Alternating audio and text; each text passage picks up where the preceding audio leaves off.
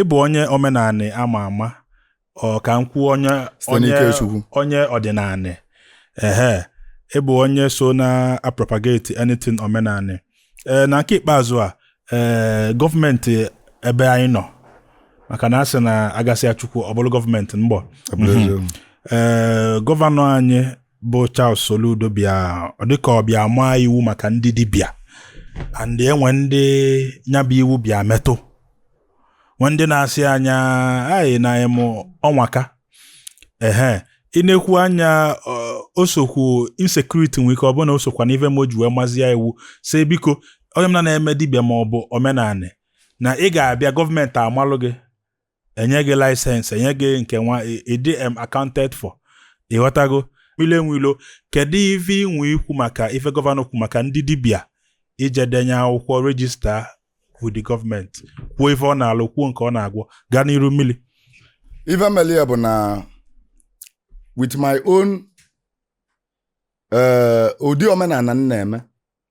na ma nọrọ ọcha achasị gbute maọbụ ọ bụ na ọ chara achasị gbute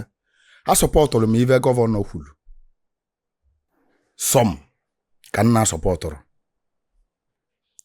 ife nsọpọtụrụ n'ife gọvanọ kwuru bụ na o tego aka m bidoro wee gwaba ndị be anyị na ọgwụ abụrụ omenala dịka otu m si wee gwa gị mbụ onye ọbụla na-agwọ ọgwụ ego bụ chi gị ka ya na-amụ aka na ibe na chi gị bụ list ya ọ sị na olu ụtụtụ ilie rice olu ehihie ilie beans olu mgbede abalị ilacha ube ka esizi mba si kpokọta ube ma rice ya ọnụ ka ilie ebe ncha na ụtụtụ a ebe a ga-eme echi nya mebe tata o nwere onye ọbụla ya agbachie ka nya gbọva ọgwụ ka chi ekweta ịghọtago and ọgwụ agbọ na-etinye ụmụnne anyị ụmụaka anyị awa youth now ọgwụ ahụ a na-agba agbọ na-etinye anyị na bondage ga-abụ in the nearest future na ibe ga-ayị ala ga-akali so many family ga dị useless because of ọgwụ agbara agbọ in the nearest future onye kwesịrị ịbụ a pillar ga-abụzi stopping ọ ga-abụzi okwute ga-etufu na main road maka na ọ nwezi ulu ọ ga-aba ọ bụla akara wele mmadụ ọ dịga ka ngwaba ndị be anyị na ọgwụ agbara agba bụrụ omenala anyị iche ime omenala wepụ ọgwụ onwe ndị nna agwụ ya iche mana onwe ndị ọ kachacha ewe iwe onwe ndị nna agwụ ya iche ma ndị ji ekpọlụ biznes ọ na-ewevi iwe mgbe nna mụba na-eme omenala ebe edebere oke ite mgbe nna mụba na-eme omenala nwaanyị asaba na-ewukwe ịnụlụ maka nwaanyị asaba ị ma na reel na ọ bụrụ sọ nke ati na fim yes nwaanyị asaba a na-eje anwụalị ya ọ na-ewu ma nna m ejere ọnwụ ya kezi ka o yesi bụrụ m ji anwụ ya mgbe nna mụba na-eme omenala enwelu ndị a na-akpọ onwere ọgwụ a na-akpọ oruru na-ewu oruru emechara tata ọ bụzi ya na ọnya bụ secret society ndị ji mmadụ atụ ụtụ yes mgbe nna m na-eme omenala jee jigodu jụọ ya grandfather si kedu ndị gbọrọ ọgwụ ego na bunu na ọgwụ ego bụ oruru bụ ọgwụ ego jee jụọ nna gị maka ndị gbọrọ ọgwụ ego na bunu ka o gosi gị family ka ị na-anya gị ịfụ na many of them bụ useless ịbata ebe na-afụ ma mbe na-afụ ma so many of that family enwerozi nothing to write home about so many of them ekili ago eji wazi gị na anọ na be odogwu atụbe onye ụjọ aka no sorry be onye ụjọ ka adị atụbe odogwu aka maka be odogwu ada abịa abalị ikiriko na ekochi ya maka na ịgba ọgwụ bụ na ị na-emezi odogwu imebego odogwu wee gwaba ọgwụ ma oke ite ma udu akọ mmiri ma oruru ma aba ma gadimavia ma ọkaime anya ụla ma ịba bụ ọgwụ ego ka ọ bụ na futubọọlụ ịgbalụ na-arụ aja ga-abụ mgbe aka mgbe eru ọbansụ ọba konyu ma nwa dibịa gwara gị na o nyere gị 2 weeks ma nwa dibịa gwa gị na o nyere gị 4 days ma nwa dibịa gwa gị na o nyere gị 7 days ma nwa dibịa gwa gị na o nyere gị fanina many of them abụkwa ndị ori ka babụ many of them abụrụ amakwa anya ọgwụ a maka na o nwere ezigbote ọgwụ bụ oke ite ọgwụ ego na-adọ na be mmadụ asị onye ọbụla debela ọgwụ sị gị na ọ debala oke ite na biya bụ wayo ka ọ na-egwu gị oke ite ada adịbe mmadụ ndị afọ gbolo ọgwụ ego bụ na ọfịa ka a na-edebe ya na aja ọfịa ọ da adịbe mmadụ oke ite na ọdịbe gị mmadụ ama nnọdụ ya makwa ebe oke ite makwa fọs imelu voku ivokulu fọs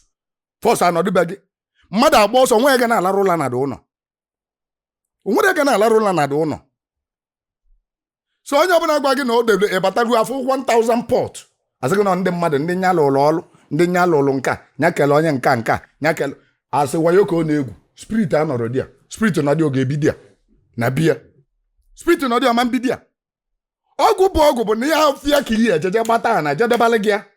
na ụfọdụ bụ na burial ground ka a na-eje edobalị anya ị na-eji mbọsọ ọbụla ịchọ ilekwa ị ga ebe aje elekwa anya ife ihe egbuli ije ebe aje egbuoli anya ọkpata ike ka ọ nwee ebe obe ka ọ dapụta na n'obodo bịa gbuwe ndị mmadụ oruru a na-agba gị ebe anụnwa bụ na nwatakịrị ada ebe akwa n'ebe oruru dị na nwata bee akwa o were nwata a ọnya ka ị adọba n'ụlọ oru a ka ị adọba n'ụlọ so nwa dibịa ọbụla na-agba gị na ọ debelu ọgwụ debesị ya nke a na-agbọ nka bụ wayo ka ọ na-egwu so many of them bụ wayo na asị na ndị mekanik emego amazi ndị bụ ndị ala so in that very aspect of nyanwụ irregulate ndị nwa na-agba ọgwụ maọbụ nke nwa asị mụ na ndị be anyị ada agwa ọgwụ mgbe gboo gekwa ntị maka ụfọdụ mfe ebe a na ọ na-agbakasịba arụ nwaanyị o ji kwuo ebe a mmiri a na-akọ elika na ụfọdụ sị na mmụ mere gọvanọ ji wee kwuo nya bụ ibe o kwuru yes ọ bụ na mmụ mere gọvanọ daalụri nne ma ọ bụ na mmụ mere iji wee kwuo anya maka na alụ ibe mbụbụ nze na ọzọ mvụ alụ nkwuo na alụ bụ alụ ọ bụ na alụ ọ bụ mbụsị gị na ọnya bụ alụ ka ọ ya bụ nkwuchi igbuo m tata nwa ezigbo ọnwụ mbịa ụwa ọzọ nkwado ọfụma wee bịa ọ bụ na nkwuchi anya maka na ekwuchego m okwu agba m egbe m napụtara na soshal midia bịa kwuo efesi mgba m face to face so ọ bụ na ọnya ga ọ ya bụ nkwuchi nwụrụ tata mmalụ na ọnya ga m kwulu na m gwalụ ndị be anyị na alụ bụ alụ si wega n'ọnụ kwue na ebe a bụ alụ masị akpụ na ya akpụ ọgwụ ego na-eli mmadụ o nwere ọgwụ ego ọbụla ịgbalụ n'ụwa na-eliru mmadụ ọ bụrụ ọsọ mmadụ abụ oge eli in the future ife ọ ga-eme ọgwụ ego bụ iweliza zakọta akara ka ụmụaka gị niile ilive ego asọ gị onye ga-anụ nwa gị nwaanyị nọ na problem onwe ego ọbụla ọ ga-eweta vanishing akpaghị ya mgbe gboo ego akpali mgbe gboo ka ị na-akpata kịta ego abụ ịkpata kịta bụ juzu akwụrụ ijoso na-anakwa ịghọtago so everything ị na-abụ ịnụta ụdị nwaanyị ịnụta nwaanyị from that such family ọ bụ na ị na-atụbụ afịa gị na-ada mmiri nwaze nke ị ga-afụ ibido from square one onye mere for so many people ji wee nụta nwaanyị nụtasịa nwaanyị ibu iche ke ndị mere ajọ dibịa mgbe gboo ada anụ nwa bụ anụ na ịnụrụ anụ nwa bụ edo ụbịam ụmụaka ya da-aga n'iru ama m na-ekwuchi anya ụfọdụ ndị be anya asị na nwere ibe bụ ọgwụ ego ibu mmụọ ma isi na enwere ibe bụ ọgwụ ego ibu ewu ma isi na enwere ibe bụ ọgwụ ego so many of that ọgwụ so many people na-aga under your nose bụ ebele isi mmadụ were gbaa ọnya ebele pasị mmadụ were gbaa ọnya na nwa na-efu n'ụlọ ọgwụ tata bụ ọgwụ ego minimum bụ ọgwụ ego na placenta nwa furu bụ ọgwụ ego na mmadụ bachara mbọ aka ekpolie bụ ọgwụ ego many people megide business da tata bụ na eji gị gbọlụ ụfọdụ ekpolu ntutu isi gị wee gbọ nya bụ ụfọdụ paadị ụmụ nwaanyị efue o nwere mgbe pantị wulu maka onye ga-asị gị na ọgwụ ego onwe ichetakwa mgbe pantị wulu icheta mgbe nsị wulu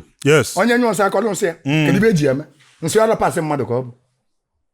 ihe a niile bụsị ebe a na-ekwu oke ite ga-eji akwado nke wupụ ọzọ ewute ịmanụ nke na-ewu kịta nke a na-ebala ụmụ nwaanyị kịta nụnwa amara onye mara ihe nke na-ewute so many of them so akwadolu m gọvanọ ma ọ bụ na nke ahụ ka ọ chọrọ iregulate ya regulate anya mana nke nna akwadoro gọvanọ bụ na gọvanọ of Anambra steeti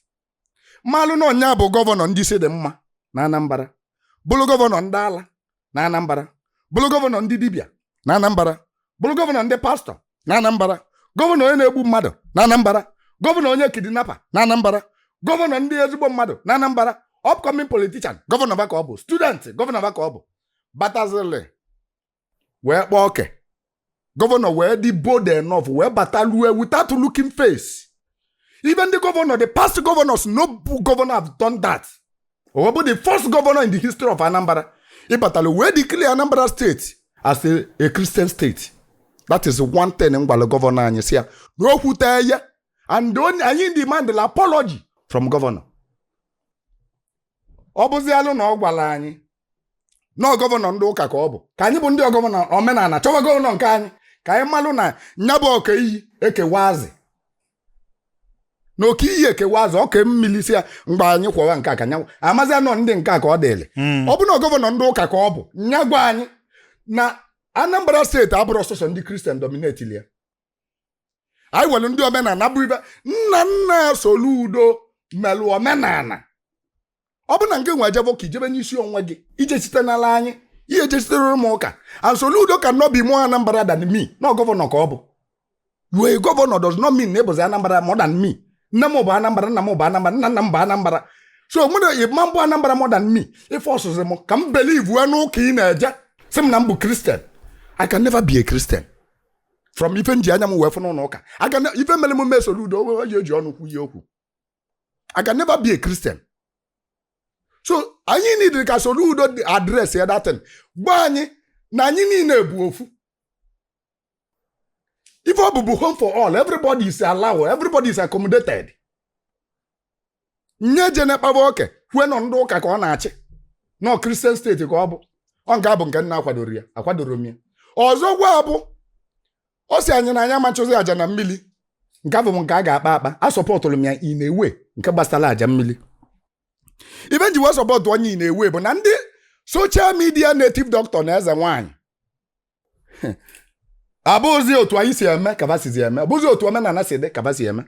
mmadụ ga-abatali okpuru efi bataluo na mmiri foko gbupụ ya gwunye ọbara ya bulu ozu efi tinye na mmiri ozu efi anọdebe adiketi ya ọ bụrụ omenala nna anyị ba that is not how we practice it mbọsị bụrụba ọ bụ iwere efi ahụ etunye na mmiri na ndụ ka ehecha nya agbụ niile egwu efi egugota na mmiri be anyị na-abụ ịbata mgbe abụ onye ọbụla ya gwa onwe ya eziokwu toro na village gwa mgbe ọ ya bịa na Disemba ịbata na mmiri agwa gị na efi eji chụ aja dị ife na-ewu eji chụ aja dị ife na ọkụ eji chụ aja dị ife ọ na-akpaghalị eji echụ aja na mmiri ọ na-akpaghalị n'akụkụ mmiri a ịchụ onye ọsọ obere oge ọ nachi ya azụ ụfọdụ ọta ncha o nwere ewu na-ata ncha ma ọ bụ na ị na-egwu mmiri ị na-echu mmiri village a na-egwu mmiri ewu eji chụ aja na mmiri a na ụfọdụ oge ọbịa ta ncha ncha iji awụ arụ ewu eji chụ aja ada amụ ya iche ede eti ya ebe na-eji achụ aja ịchọ ka ibulu nke mmadụ butere ive a sị na anya ada amụ nwa nye were ewu a wee bụ ive ọbụla mele nya ada amụ nwa spirit ọbụla spirit niile esi na ewu a wee pụọ na arụ ya ọ pụtọpụ ya ijeje mere iwe gị the spirit esobekwa gị so nya mere eji agbalị ọsọ nya mere eji asị ya asọ ịghọtago so ndị a na-egbu ewu ma ndị na-agbagbu ya gbagba abata agbado ewu a na ewu aṅụ mmiri nwugide mmiri nwụrụ arapịa ewu eko afọ na mmiri nọrọ ebe a na-esi isi that one is very wrong. Even the water goddess does not like it. So governor, top hand for you for that very part. Man, ọ bụrụzi sị asụsụ na aja mmiri. Ụfọdụ bụ aja mmiri ka a chọrọ wee mụtafa. Ụfọdụ bụ aja mmiri ka a chọrọ nụọ di. Ụfọdụ bụ aja mmiri ka a chọrọ biznes wee gawa n'iru. Si regulate ya, ọ bụrụ plastic si kwesị tiezi na plastic na mmiri. It's allowed. Na ọ bụrụ plastic ka eji bụ achụ aja mmiri before. Si wepụ ya. Ife a bụ ife kwesịrị ịkpa akpa. Ọzọ wee bụrụ na ọ sị na ama nchụzi aja n'ụzọ. Gọvanọ ikwutere ya aja ezi bụ aja ọgbọ na uke onye uke na-eso onye na-alọ nlọ bụ ebe akpati ozu batara bebe bụ aja ezi ka ọ ya achụ bupụ akpati ozu ya n'ụzọ n'ezi gbara ịtọ onye lọrụ nlọ na ọkụ gbara ụnụ ya bụ aja ezi ka ọ ya achụ ka ọ dị eme na onye lọrụ nlọ ebe ọ na-afụ onwe ebe ndị nwụrụ anwụ nọ bụ aja ezi ka ọ ya achụ ka ọ chụpụ ya ka ọ nwụda abatana onye lụrụ nlọ ebe chadi egbala ọkụ bajezi ka ọ ya achụ onye lụrụ nlọ ebe ọ na-enwe asidentị na nlọ onye lụrụ nlọ ebe agbali egbe bajezi ka ọ ya achụ onye biznes ya na-adada bajezi ka ọ ya achụ onye onwe ike na nwụ na bebe bajezi ka ya achụpụrụ ya so gọvanọ ekwesịghị iregule kama okwue na ezi dị otu a sa achụzina si ji ebe dị otu a ji achọba that is yama na anyị niile abụlụgo ofu so ife anụnwa bụ ife ndị nsọpọtụ na ndị nna sọpọtụrụ n'ife okwuru no. So the worst thing dị ebe bụ na ọ gwara anyị na anyị niile bụ Christian state abata na ọma mbala ndị na-eme omenala kalị ndị na-eje ụka na ọma mbala bụ ebe nsi ma agụleri ma mmuleri ma ọma mbala na oyi ma nteje ma ọkụzụ ma ịgbarịa ma ndandọ ma achala isi anyị niile ndị na-eme omenala ebe a ka ndị na-eje ụka population isi anyị niile anyị bụ Christian mba gọvanọ fichapụ ọnụ ikwutere ya ọ bụ na va na-eje ụka na befa obodo ka ọma na obodo ị na-amara afịa n'azụ obodo ọ na-amara afịa n'azụ I can never be a Christian. So okwu abụ okwulu wee kwuzie na Anambra niile bụ Christian state ọ dịrọ mmanya kwuyele anya then abata na nke license nya bụ gọvanọ Igbo decide la nya bụ the security ifenwa ife ọ bụ na okwulu ga-eme nke license I want many problem with that. Si mee ibe license ama si menekwa anya n'anya